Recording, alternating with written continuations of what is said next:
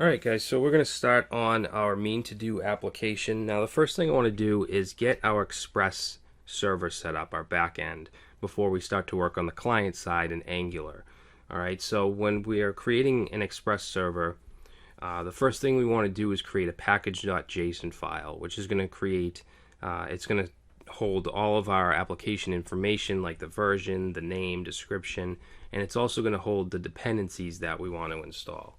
Alright, so let's create a folder here for our application, and we're going to call this mean to dos, and I'm going to go into that using git bash. Alright, now we could manually create the package.json file, but a better way to do it is to use npm. We can say npm init, and that'll go ahead and run, and it's going to ask us some questions like the name of our app, mean to dos is fine, version, description, let's say to do backend server, entry point, let's make that server.js, and then we'll just keep the defaults. For the author, you can put your name. Is this okay? Yes. Okay, so let's open that up in Visual Studio Code. And you can see we now have our package.json file with all the information we just added. Now there are some dependencies that we're going to want to add here, including Express. So let's go right here, put a comma, and then we're going to add dependencies.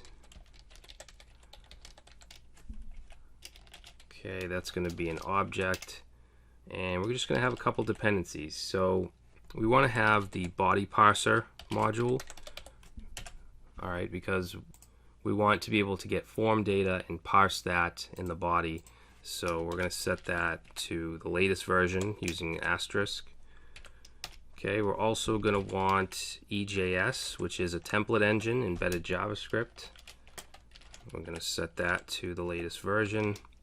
Of course, we need Express, which is the web framework we'll be using.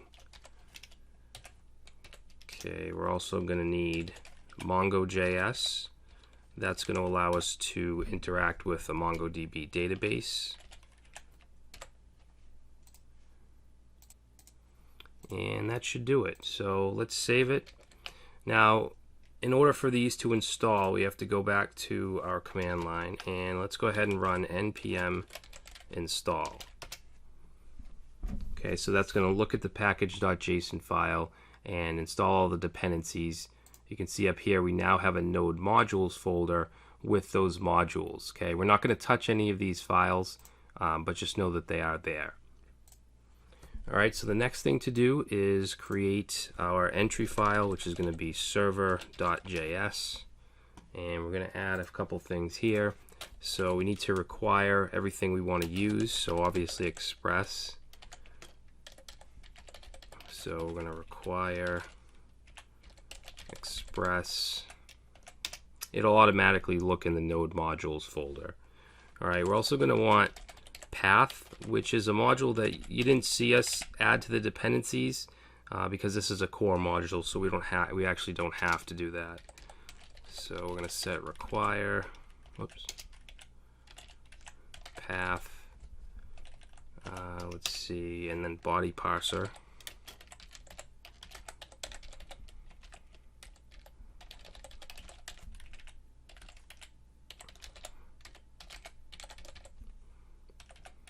Alright, so we're also going to have a couple routes that we're going to want to set up. So we're going to set up variables for those. We're going to have an index. We'll set that to require, and this isn't going to be a module, this is actually a file we're going to create. It's going to be in the routes folder /index. Alright, and then we'll have our to-dos route as well. So that'll be routes /to-dos. Okay, so to initialize our app, we're going to create a variable called app and set it to Express. Alright, and then we need to set up what's called middleware. Alright, middleware are basically functions that have access to the request and response object. All right, so they run when the app is initialized and can do various different types of things. All right, so one thing we're going to want to do is set our view engine. All right, so let me just put a comment in here. So we'll say app.set, and let's say first thing we're going to do before we set the view engine is tell it which folder to look in for our views. So we're going to set this to path.join. Okay, we're using the path module, and we're going to go into the current directory and then into a folder called views, which we'll create in a second. Alright, then we want to specify the actual view engine, so app.set, and here we're going to say view engine, and we're going to set that to EJS. Okay, body parser also has its own middleware that we get to set up, so we're going to say app.use because we want to use the middleware, and we're going to say body parser .json, so we can parse JSON content, and then one more line will be app.use body parser dot, and we're going to say URL encoded, and then we just want to put an object in here. We want to set extended to false. Alright, so that's the body parser middleware. Now for the routes we're going to set up, we're going to say app.use, and we want the slash route, which is just, I guess, the home page. That's going to be the index, and then we want app.use, and we'll say slash, and this is where our to-dos route's going to go. I'm actually going to put it in API-v1. Okay, that's the URL we'll use to communicate with our back end. And then we just want to say to-dos. Alright, and then what we want to do is set up our server to listen on a port. So to do that, let's say, actually all we'll do is do app.listen, and then in here we'll put a function. Actually, we want to put the port number in first, so we'll say 3000. And then in here, we're just going to do a console.log, and I'm just going to say server started on port 3000. All right, so we'll save that, and now we should actually be able to run this. Well, actually, it's probably going to give us an error because we don't have these files. This should actually be routes. We don't have those files set up yet, so let's go ahead and try it. So we can say node and then the name of the file, which is server, and you can see here it's saying cannot find module routes index. So let's create a folder here, and we'll call this routes, and we might as well create our views folder as well.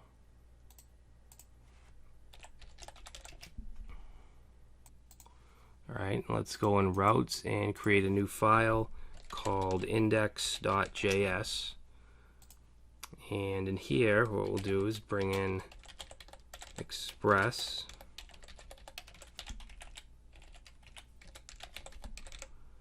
Okay, and then we're using the router here since we're using a separate file, so we have to define that. We're saying router equals express.router.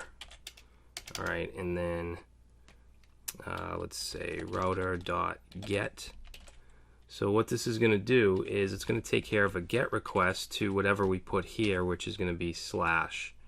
Alright, so we'll say function. Okay, this route is going to have request, response, and then next. Alright, and then in here what we'll do is, let's say res.send, and we'll just say hello world.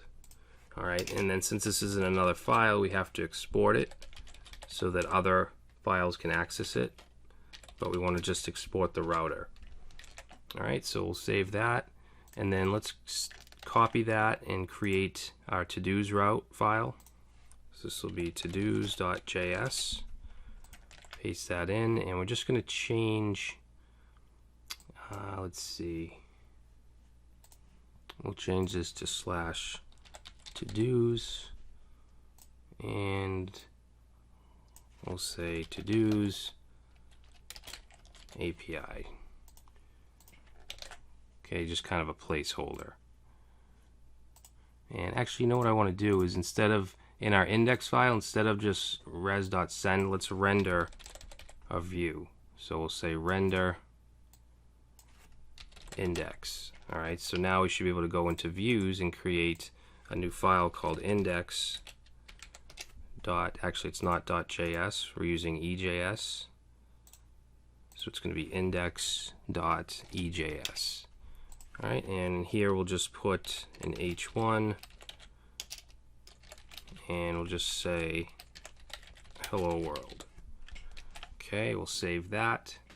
Now let's see what happens if we go and we run node server again. You can see it started on port 3000.